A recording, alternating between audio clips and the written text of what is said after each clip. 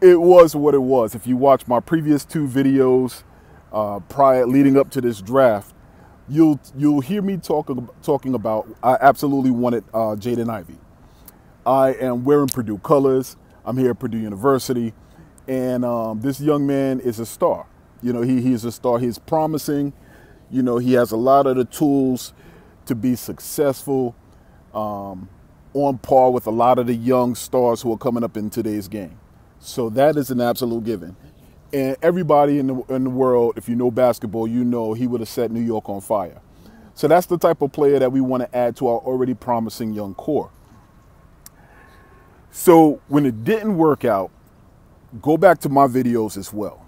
And you know, sometimes when you listen to content creators, it seems like a shameless plug, you know, but it's actual and factual. If you go to my video that I last made talking about draft day, and you go to the one previous that I made focusing on Jaden Ivey, and the one prior to that in terms of the Knicks working their plan, you'll see that my messages are consistent. This young man would be a young man that would be excellent for us as a team. But if we don't get him, we're still in the same place. In the same place being, we have promising young players. We have a young core already. He would have been a great final piece to a young core, having 4 players who are dynamic at different positions, who can all come up together in the same age range. So that's the basic aim of it. So what ultimately happened last night when we didn't draft him or find a way that we can flip and trade for him, it was in alignment with what I said in the video. I said during the draft lottery, when ultimately it proved that we would not move up from the 11th spot, I said this year, no matter what, with that 11, we are not drafting a player. Go back on the video. I said that. We're not drafting a player. Either we're going to use this pick and trade up into the top 5, or we were going to be trading out of this spot. And that's exactly what they did. And I'm gonna even try to clip and post so that you can see I'm not capping. That's exactly what I said. Right now, the timeline is such where Leon is like, all right, we have a core group of young players. Some of them we know exactly what we have. Others, there's still potential that we need to find out exactly what the ceilings are for these players. But it's at the point now where this time, in terms of his tenure here with the Knicks, he has to make a signature move. And for the most part, every one of the videos that I've posted, probably the last 3 videos, at some point in time, I talked about Leon Rose making a signature move. So I believe that this summer will be the summer that he makes that signature move. I was hoping that it will come in the draft. In terms of our star right now, Julius Randle, I don't think he should be on the roster by the time the 2023 or the 2022 season starts. He shouldn't even be on the roster. I just think going into the year, it'll be disruptive if we decide, you know what, we're going to hold on to him, maybe trade him at the February deadline. I think that's just a poor direction and a poor tone that you're going to set, because obviously it was a lot of points in the season last semester where he just showed, you know, we may be going a different direction in terms of our youth and their attitude, and him being a star who is still in his prime, but not necessarily a number 1. And he doesn't coincide with the type of offense we would like to play that coincides with the skill sets of the young players that we have. So we just have to move on from Julius. So I'm expecting that move still to be made during the summer. But was I disappointed yesterday with the draft? In that moment, I was, because I was so invested, having looked at video, once again, having spent a year with Jaden Ivey here at the Purdue University campus, hearing a little bit about his story, doing a little bit more research as the draft began to get closer and closer, and I just thought that he would thrive. And it's so funny because I'm hearing from Detroit fans now, I'm hearing from fans of other teams. You know, in my virtual draft party, we have Bulls fans, we have Hornets fans in there. And, you know, fans of other teams, obviously, they see how brash, they see how vocal New York Knicks fans are. So when things don't go their way, that's their opportunity to let us hear it and let us have it. And listen, that's part of the game, because you can rest assured, if we were on the other foot, we were going to let you have it as well. But I had a Detroit Piston fan, come in to one of my videos and comment. And I hope you subscribe. I hope you watch this as well, because I see you. We see you. You know what I mean? But he came in, he was just like, yeah, y'all guys jumped the gun in terms of thinking you was going to get Ivy, but he landed where he was supposed to land, bad boy for life, all of that stuff. And I say this, it's all good.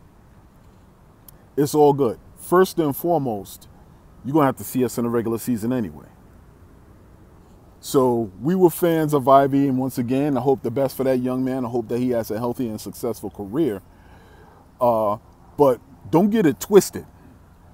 We want to see how bad you boys are when you guys come to Madison Square Garden and when we come over to the Palace. So is it still called the Palace? Whatever the Detroit arena is called. When we visit there, you can rest assured ain't going to be no love lost.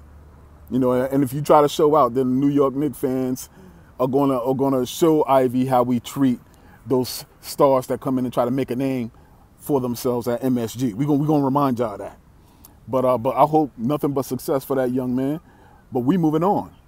And I said in the video, I was just like, yo, listen, if we don't get Ivy, for us, it's not the end of the world, because what we have done is we've put together a great foundation for a young core. We've put together some foundational pieces, and we may be able to replace them here and there. They have talent. Now, do they have ascendant next level talent? One or two show the prospects of having that. And Obi Toppin, we're not sure what an Obi is, but Obi is a former college player of the year. You know what I mean? So he, based on his resume alone, has to be given some extended look at, an opportunity for himself to come together. Hold on for a second. These motherfuckers. Some opportunity for him to get a shot and show what it is that he could do. RJ Barrett, obviously, has been in the league for a few years now, and he's proven himself against NBA competition, and the fact that he gets better and better each year. He's added something to his game. He's improved to his game as well. So we've seen his capability and his ability to be able to thrive in this league. So those are two cornerstones that we had. Next job for us is to sign Mitch Robinson back. Once we sign him back, he adds to our core as well. And then we're looking at some of the young pieces that we have that we still have to figure out what they are. And it's on Tom Thibodeau, and he admitted that as well, that he should have maybe given the opportunity for the young players to play a little bit more, to prove who it is that they were in this league. So Quentin Grimes, Miles McBride, hopefully those will be the guards. Hopefully we discover that those are the guards who are going to be terrorizing the Cade Cunninghams, terrorizing the Jaden Ivies for years to come. So needless to say, I took a little bit of time before making this video because I did feel conflicted. I felt a little bit like, damn, we missed on this opportunity to get Ivy. But what I absolutely loved was, even throughout the draft, we still found opportunities to trade for future draft picks. All right. Now, they are hella protected. I know that. But still, we left the night trading out of that spot because we knew there was no player who, at that point, that we would get, would probably get the playing time under us, or who would be in a position to be able to help impact winning for us, like right now. So the next step in this off season, which is why I didn't just look at it as the draft being the saving grace for us, but this off season is when Leon has to make a signature move. And what that'll be is hopefully looking into getting backcourt help, because we sorely need backcourt help. So if we are able to pull off a contract deal for whether it's Brunson, or if we are able to find a way to make a trade for DeJounte Murray. I believe that's his name. That young man, I think, fits with the squad. He fits with the timeline, and he shows that he's a budding star in this league. Then that would be a signature move. But needless to say, this draft was anticlimactic. It was disappointing. It was baffling. We made these trades for these picks, and we were waiting to see what ultimately the outcome would be. And I think we're still waiting to see what that is. But Knicks fans, keep your heads up. Once again, this is a marathon. This isn't a sprint. And we're coming up from under these heavy contracts that a lot of teams across the league are laden with. And we're finally getting ourselves right.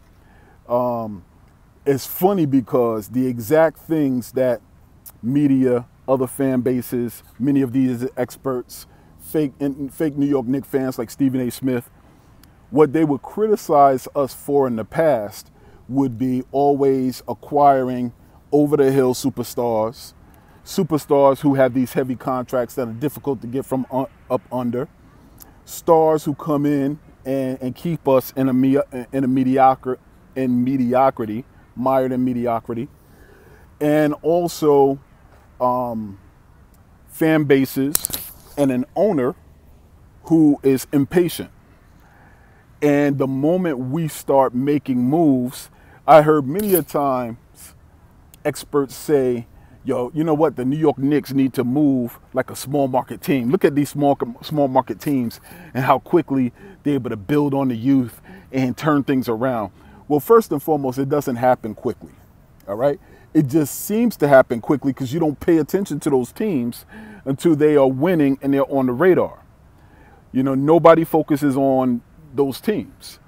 So when you look at a team such as a Detroit or such as a Oklahoma City, Oklahoma City has a nice little track record. But Detroit, made a couple of good moves. I think that's going to set them up for the future. But those type of teams are out of the spotlight and nobody really focuses on them. New York, good, bad, mediocre. The spotlight is always going to be on us.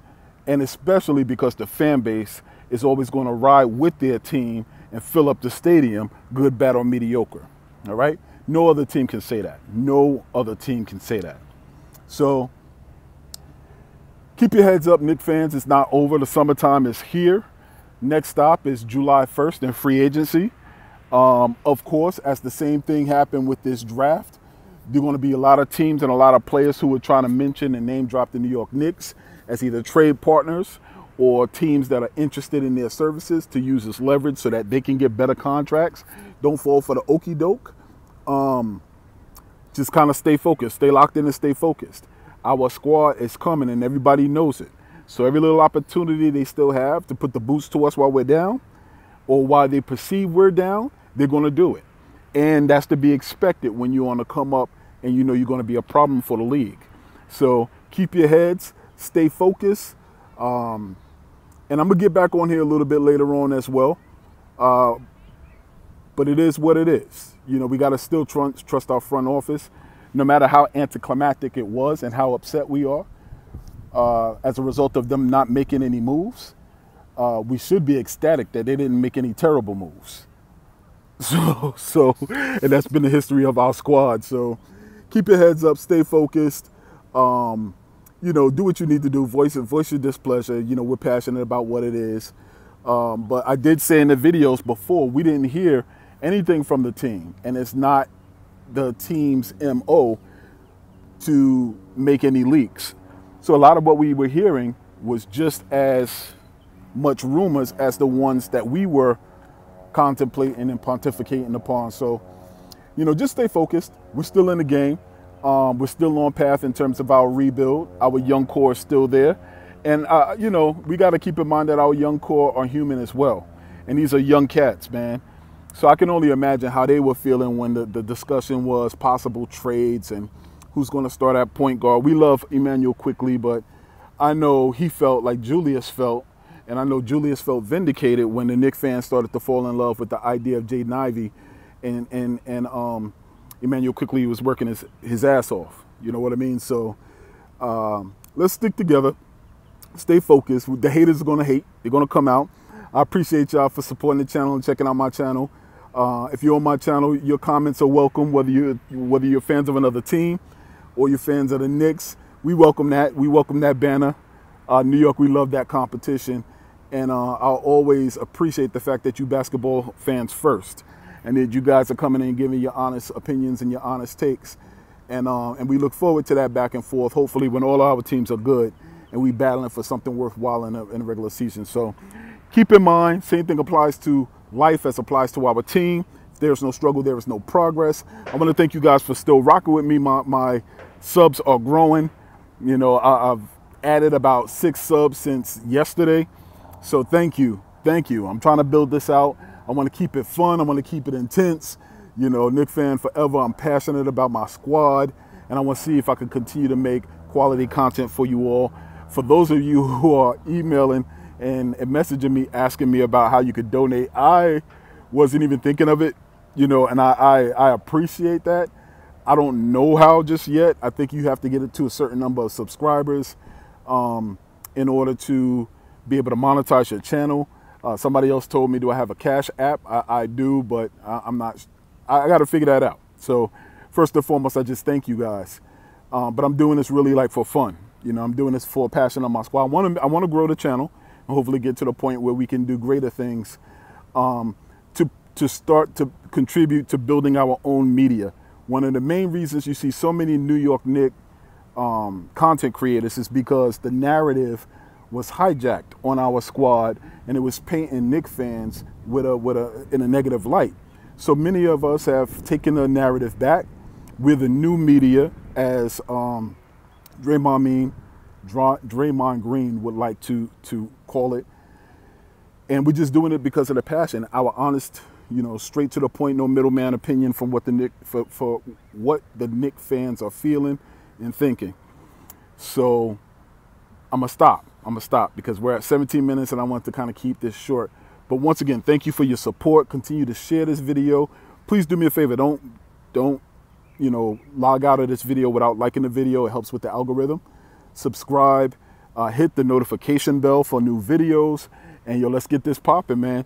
July 1st, free agency. We need a point guard. That's ultimately what it is. We need a point guard to bring out the best in these young cats that we have. So that's the next step, and that's the next goal. New York Knicks fans, to stay together, Knicks Nation, what up? All the other NBA fans, what up? And I'm out. Yeah, we here, and we got next. Sheer Brilliance Podcast, Sheer Brilliance. I'm checking out. Later.